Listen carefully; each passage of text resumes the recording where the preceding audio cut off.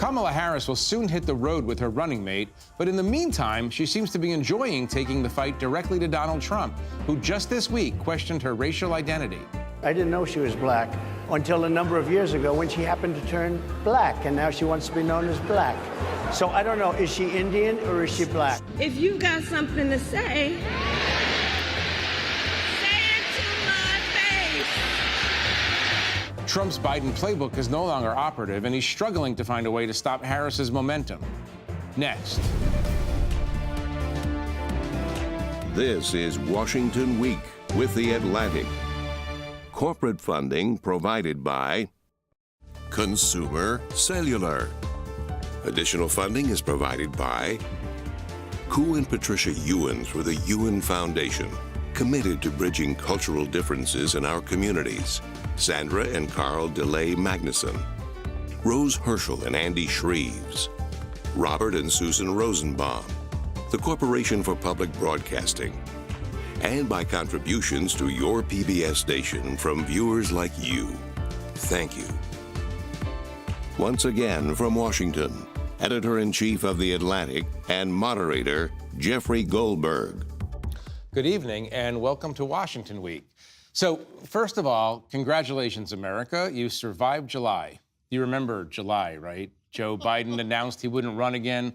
A woman of color became the nominee of a major party. Someone tried and failed to kill Donald Trump. Trump picked J.D. Vance to be his running mate. And meanwhile, Joe Biden, who was written off as a political force, somehow managed one of the most complicated prisoner swaps in history, the result of which is that our Wall Street Journal colleague, Evan Gershkovich, is now free. Joining me tonight to discuss all of this and more, Anne Applebaum is my colleague and a staff writer at The Atlantic. She's also the author of the new bestseller, Autocracy, Inc., The Dictators Who Want to Run the World. Elisabeth Bumiller is the Washington bureau chief for The New York Times. Steve Inskeep is a co-host of NPR's Morning Edition and the author of Differ We Must. And Vivian Salama is a national political reporter at the Wall Street Journal. Welcome all. Vivian, let me start with you. It's a great week at the Wall Street Journal. Tell us how it feels. I mean, every emotion that you can imagine all at once. Obviously, we are beaming. I saw his parents yesterday. I saw his sister and brother-in-law. And to see after a year and a half of such a weight that was on them lifted, they were smiling from ear to ear. We all were. I mean, cheers, celebrations. Evan is finally free. He never should have been behind bars in Russia in the first place. And that comes with a little bit of frustration for us that just never should have happened. Right. But at this point, we're looking forward. We want him to be well. We're happy that he's free, and we wish him the best. He's a kind of a stone-cold reporter. He asked Putin in an official document for an interview as he was being taken out of Russia, correct? Part of the sham protocol as he was leaving was to request clemency directly to Vladimir Putin. And so in that request, he did ask for an interview. And today, the spokesman for the Kremlin responded and said that it is under consideration. Okay. So there you go. Mind you, I don't think they would even entertain the idea publicly if they thought he was guilty for a second. But yeah, they got to get their story straight. Either he's a spy or a journalist. Obviously. And so, but Evan is free, and that's what matters. Yeah. So. And could you talk a little bit about the geopolitical implications of this? I mean, obviously, all Americans are excited about the release of Evan, the other two Americans, plus a group of Russian dissidents. But, this is Putin got a reward for essentially kidnapping, among others, an American journalist. I mean, there's a dark cloud here. There's a dark cloud. I mean, it's in a way there were two things going on. There was the moral imperative to release Evan, to release the Russian dissidents, and on the other hand, there's this moral hazard. We let go a contract killer, a bunch of cyber criminals, and several other spies, and in exchange, we really got hostages. I mean, Gershkovich was not obviously was not a spy, and so there's a fundamental unfairness, and of course the risk is now that Putin thinks, well, I can capture anybody at any time whenever I need to get somebody back, and that's and that's the big risk here. Right. I mean, everybody here has been a foreign correspondent and traveled extensively for their jobs. Elisabeth, I have to ask you, as someone who runs a large operation, sending reporters to Russia in the future? No, we don't do that. our Moscow bureau chief is in Berlin. Right. Who's determined that it's just not safe for a New York Times bureau chief to be working right now in Moscow, and he's obviously right. Right. So no, it's a real problem, and I mean another positive thing that came out of this is that Biden. It was interesting. Biden said it, which was that allies matter, and I think he said that. Obviously, with a nod towards former President Trump, to point out that he worked very closely with the German Chancellor, with the Slovenians, right? You know, as he was about to drop out of the race. Are you suggesting that Biden was trolling Trump? I'm suggesting he had a very good day at the end of a really bad month. Yeah, Steve, let me ask you about that. I mean, it's interesting. Biden obviously had been involved in trying to figure out this very complicated formula for the release of Evan and the others. He seems to still have it in some way. It's a good thing to remember, anybody who's president, if they're doing their job properly, we don't know 90% of what they're doing, and it turns out we did not know the details of this until it came out. It's also interesting who he brought along for the ceremony of arrival and for other occasions in the last several days. The vice president is with him again and again and again. She made her own statement, which Republicans criticized as word salad. It was a little wordy, but the statement is very clear, actually. It's clear what she meant. She said, this shows the importance of having a president who understands diplomacy and the value of alliances. And so in a way, that was almost a campaign stop for Vice President Harris to be at the center of the action. You don't often see them at 11:30 at night walking together across a tarmac on a dark, steamy night in Maryland, you know, and I think that was a very striking tableau, the two of them. By the way, I mean, this is one of the criticisms. You very seldom saw Joe Biden at 11:30 at night, period. But he seemed, you know, very energized by. I mean, it's what's done is done. But you know, there was he seemed to be very involved in the guts of this negotiation. I have one question for Anne, who's a professional criminologist. I don't know if that's fair, but I'll just say it anyway. Close enough. Yeah, but a little criminology here about the response. There was a feeling that Putin was going to reward Donald Trump when he becomes president. Putin was assuming perhaps that Donald Trump would win, that Trump would be rewarded with this release. And I know there's a lot of speculation, and among people who study Russia and the Byzantine ways of Russian foreign policy, there was this assumption. Does the timing surprise you at all? So my only guess is that it may even be that Putin is now worried that Trump won't win. And I think he really wanted his contract killer, this guy Krasikov, who was in Germany. He wanted him back. Tell us what he did. And he murdered. It was a Chechen dissident, you know, in cold blood, in the middle of the day, in the middle of Berlin. You know, and was caught immediately. Right. And Putin really wants him back because he's one of the top secret police agents. He had sort of an honor guard at his arrival. That's right. No, he really wanted him back. It's thought that he has some older connection with him, that he knew him from his KGB days, and he really wanted him back.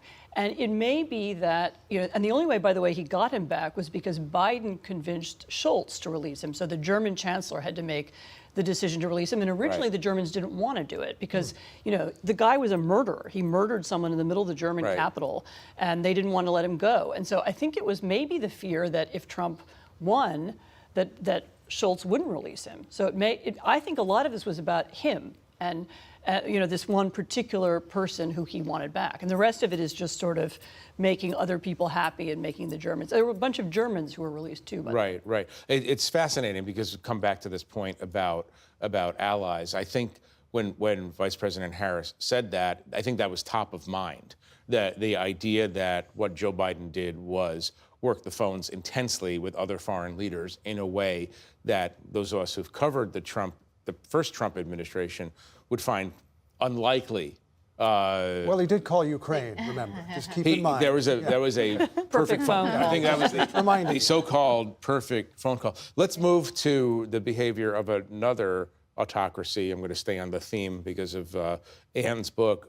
Iran is threatening very openly to seek vengeance on Israel. There's this expectation that some large-scale action is going to happen sometime soon. The Defense Department just announced that America moving more assets to the region, defensive shields over Israel, et cetera. I'm curious to know if you all think that this is the moment when things spin even more out of control in the Middle East. I mean, Steve, you've been to Iran many times. A number of times. At a minimum, things get closer to spinning out of control.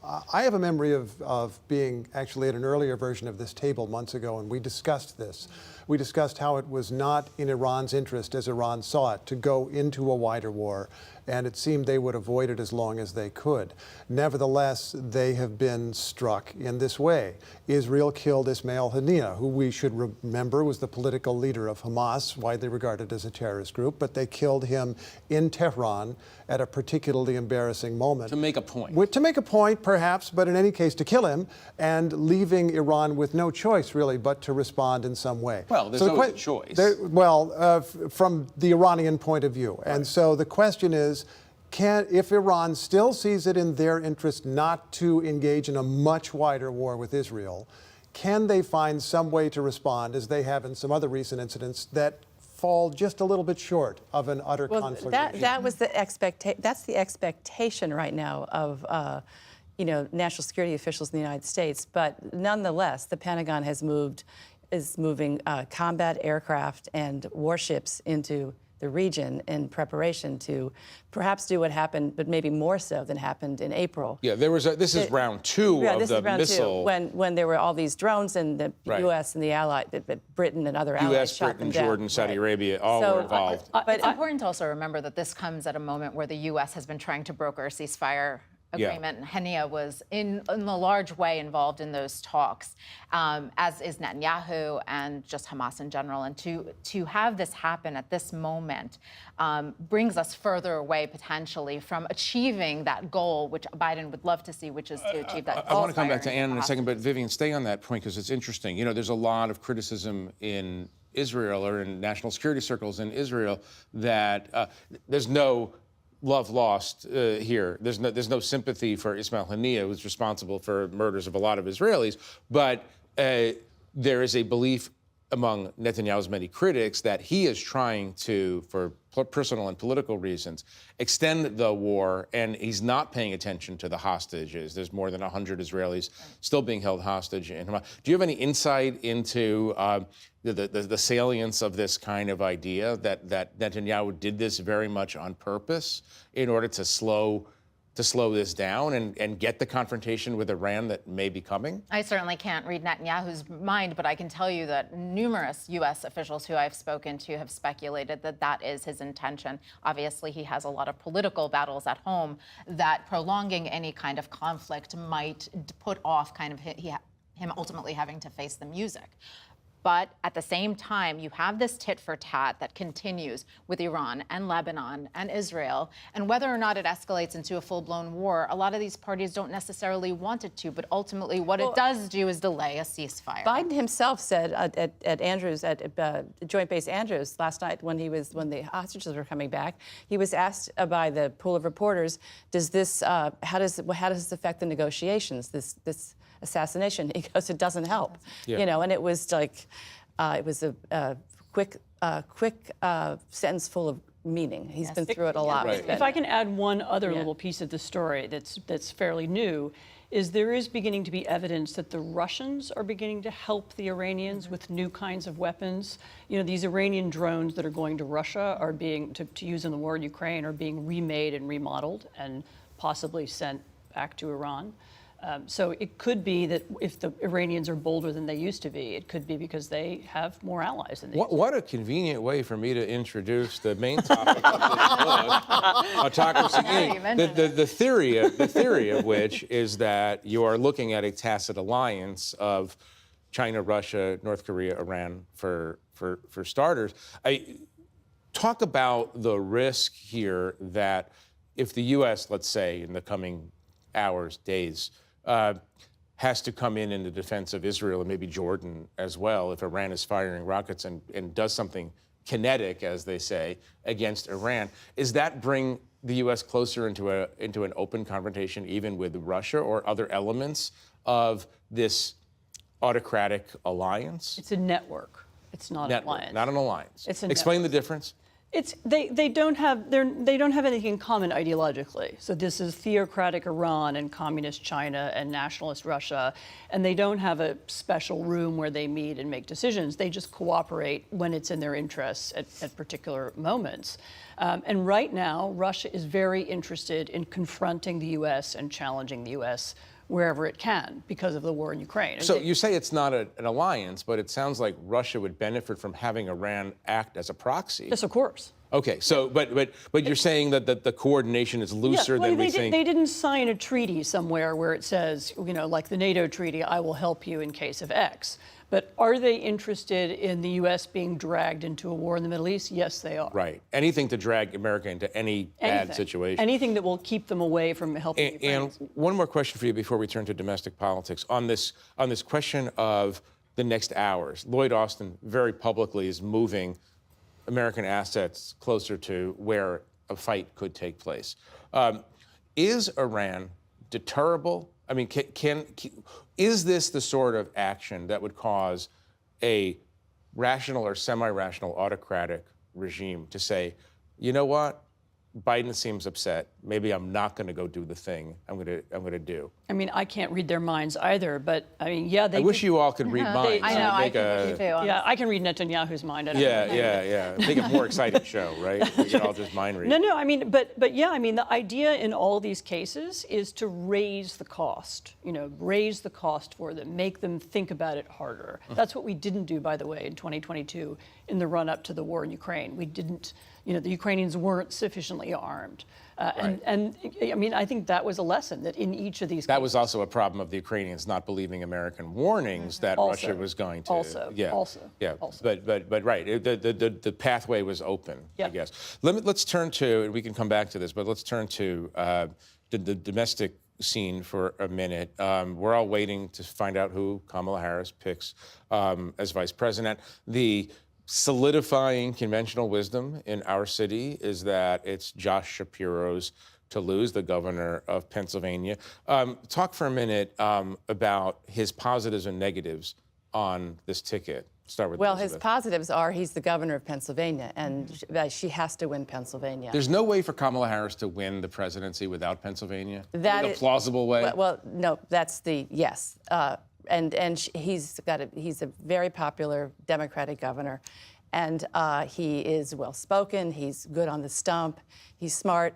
On the other hand, I'm just going to repeat what the former president said today, that, he's Jewish, and that means that she... Former president meaning Donald Trump, yes. not Barack Obama or no, right. you Bush. Okay, just to be clear. He just put it right out there, just like he always does, and there is some concern that, this will be a problem in Michigan with the Muslim groups who are, Donald Trump said it, the Palestinians who support Kamala Harris. I mean, he went so far as to, again, playing this divisive strategy. So playing philo-Semitic, but actually sort of baiting anti-Semites was what Trump's move was? I would say so, yes. Okay. And so that's... I mean, how serious is that as a challenge compared to the positives that he brings? They're very enthusiastic about him so far, and they see his background politically and otherwise as something that could really help and bolster Kamala Harris's appeal to voters right now. Obviously, the Republicans, as Elisabeth was saying, have been looking for ways to kind of find division and set them apart and kind of show voters why this candidacy couldn't work, this ticket couldn't work. But right now, there's a lot of enthusiasm. There are a number of other potential candidates, but it seems that Governor Shapiro so far is in the lead, and he's very popular. Steve, the assiduous reporter that you are, you spend a lot of time talking to voters in Pennsylvania. I did. Give us a sense of why Shapiro is popular in his state, much more popular than Joe Biden. Well, why he's popular, he's taken what are seen as more moderate positions or more realistic positions that fit with voters in Pennsylvania. People in Pennsylvania are worried about security. Shapiro had a different view of protests and of law enforcement than perhaps some other Democrats have had in the last couple of years, and people have responded to that. I think of one voter I spoke with in Pennsylvania in particular, and she said genuinely undecided, registered Republican, is generally against abortion, nevertheless thinks Republicans are too extreme on abortion, would like to vote for a Democrat, she said she wasn't sure she could vote for a woman for president, but then went on to say, this registered Republican, that Shapiro on the ticket would help.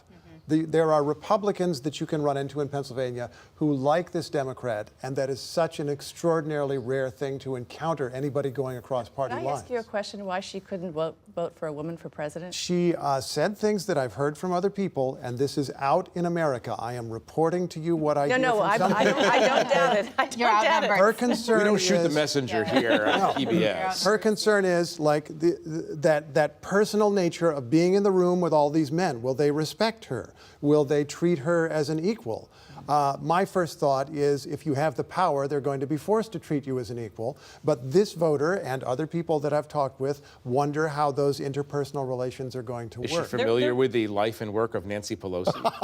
I could have brought it up. No, There it's were interesting. people who said that about Barack Obama. You know, would Yes. a black leader be respected by other people around the world? I heard people say that at the time. Steve, you brought up abortion as an issue, and let's talk about J.D. Vance for a minute.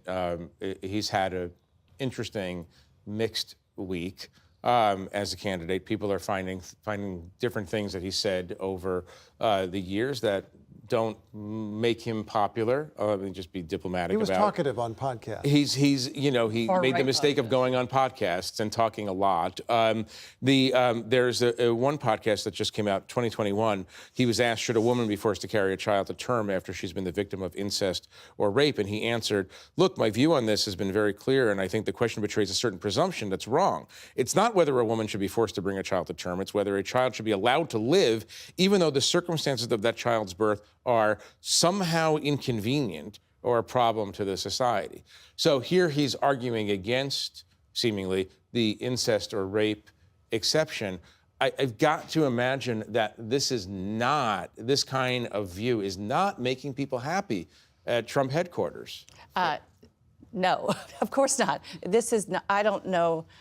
This was not a great pick, and it sounds like the former president Donald Trump thinks that himself. You notice when he was speaking to the NABJ convention, he went so far as to say, well, it doesn't matter who's on the ticket as vice president. It doesn't matter. So that is what he now thinks of his vice presidential pick. That doesn't matter. It's all about me. No, he's had a terrible, terrible rollout. Right. Cat ladies, we can go on and on. There's also another issue that J.D. Vance was still chosen when Biden was in the race, Right. leading the He was ticket. chosen in a Biden environment. In a Biden environment where also coupled with the fact that Trump believes that his vice presidential candidate really doesn't matter, Biden himself was uncomfortable with the discussion of abortion, the debate of abortion. His Catholic upbringing made it a very uncomfortable subject for him to tackle. Now Kamala Harris is leading the ticket, and it's a completely different race, Right. particularly on this issue.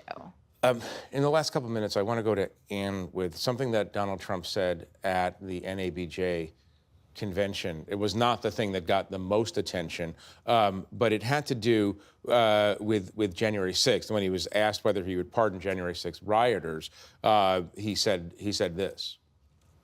My question is on those rioters who assaulted officers. You have to Would answer, you pardon what's those going to people? happen? Oh, absolutely, I would. You If would they're pardon innocent, those- If they're innocent, I would pardon them. They've been convicted. And by the way, the Supreme Court just they were convicted by a very tough system. So, Ann, they were convicted because there's videos of them doing crimes. Let's just park that aside. I'm curious, interpreting what he said through the prism of what you understand about the autocratic mentality. What are you getting from that appearance? He's getting people used to the idea that courts are politicized and can be manipulated, and that's okay. That's normal. That rule of law is malleable, and he's getting people used to the idea that there could be something different, rule by law, which is what happens in Russia and China and North Korea, which means that the leader decides what the law is. And so I proclaim them innocent, and so they are. And he is changing the way people talk. And last question on this. Do the Democrats benefit from talking about his lack of fealty to democratic norms, or is that not a main issue in the next 3 months? I think they do, as long as they're also talking about the future and what will change and what will happen. It's not, they can't run a campaign that's just about the past. Right. And what would change in terms of January 6th? Do you think the American people will accept the pardoning of these January 6 rioters? Some people will, and some people will find it profoundly offensive, and that it will be it would be an unbelievably divisive issue, of course. Well, unfortunately, we need to leave it there for now. Cheerful note to end. Well, cheerful note, yeah. I was trying to go up note, but here we are. But I want to thank our panelists for sharing their views and their reporting, and to our viewers at home, I want to thank you for joining us. And a reminder to add Anne's book, Autocracy, Inc., to your summer reading list. Talk about cheery books. And if by remote chance you haven't already read Steve's book, Differ We Must, it's not too late. It's still available. I'm Jeffrey Goldberg. Good night from Washington. Corporate funding for Washington Week with The Atlantic is provided by Consumer Cellular. This is Sam. How may I help you? This is a pocket dial. Well, somebody's pocket. Thought I'd let you know that with Consumer Cellular, You get nationwide coverage with no contract. That's kind of our thing. have a nice day. Additional funding is provided by Koo and Patricia Ewens for the Ewen Foundation, committed to bridging cultural differences in our communities. Sandra and Carl DeLay Magnuson, Rose Herschel and Andy Shreves, Robert and Susan Rosenbaum, the Corporation for Public Broadcasting, and by contributions to your PBS station from viewers like you. Thank you.